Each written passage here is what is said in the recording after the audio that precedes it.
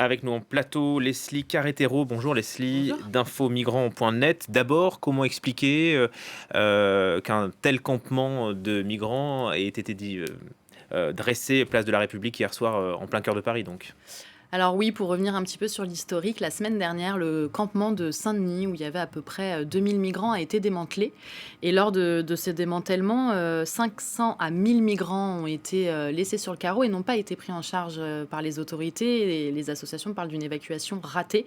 Et donc ces migrants sont restés à la rue vers Aubervilliers, Saint-Ouen, dans le nord de Paris. Et donc en fait, pour, mettre la lumière sur ces gens et arrêter de les invisibiliser comme disent, les associations, ils ont monté ce campement en plein cœur de Paris pour qu'on les prenne, en charge.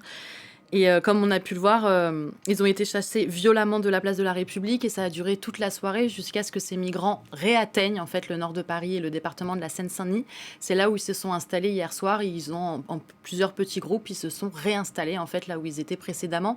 Selon une association, c'est la première nuit depuis une semaine où ils ont réussi à dormir sans être délogés et chassés de leur lieu de vie. Quel est le profil de ces migrants? Alors la majorité des migrants qui étaient à Place de la République hier soir sont des Afghans.